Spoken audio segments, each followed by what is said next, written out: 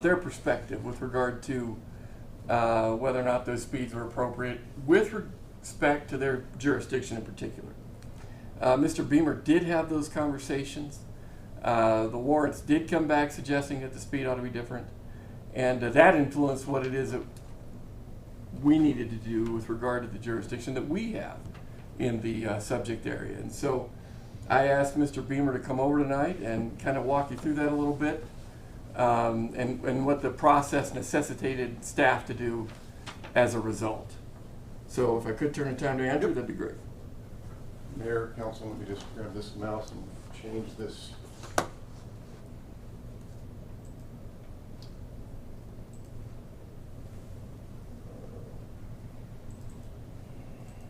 we can see everything.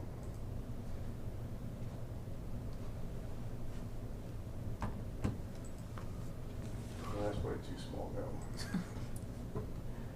I think that's as good as it's going to get. Casper Mountain Road, like Carter mentioned, is split jurisdiction.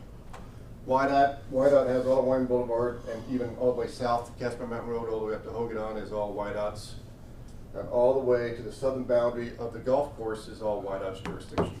From that portion north, it changes into city jurisdiction. So that's what the blue line is indicating, YDOT. Red is, or orange, I'm colorblind, whatever color that is. Orange, thank you. Is city jurisdiction. And it was, this is kind of a moot point because the speed limit has already been changed. It occurred right after the 4th of July holiday. But it was 40, and then right after the church, I forget what church it is, right there on the west, it went to 50. And then right by the very first entrance into the college, it got that back down to 40. And then further north, it drops back down to 30 for the rest of the Casper, the default speed limit of 30 miles per hour. We've got this development, it's pretty well established. We've got Eagle Valley, which is a new subdivision under construction right now. They're going to have a new access approach off of Casper Mountain Road. It's not very big, maybe 35, 36 lots for development. But certainly council received some questions, staff received some questions about, is it really realistic to keep the speed limit at 50 miles per hour with the increase in development?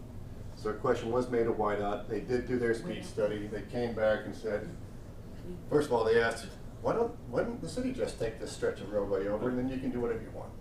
And we said, great idea, but no thank you. We'll prefer that you maintain ownership.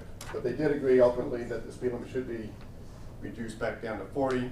So instead of going from 40 to 50 to 40, this is now a continuous stretch of 40 miles per hour. So, and the only thing the city had to do, we had a 50 mile per hour speed limit sign here that we simply switched out to 40. So, and with that, I'll be happy to answer any questions. Any questions for Andrew? Carter? Nope. Oh, I thought you Nope. had a question. No, I do not.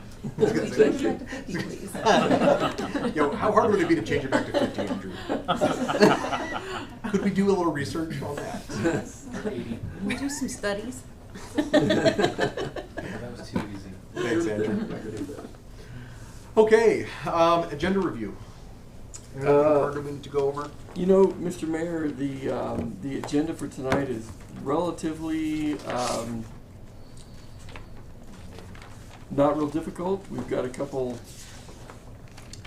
I'll call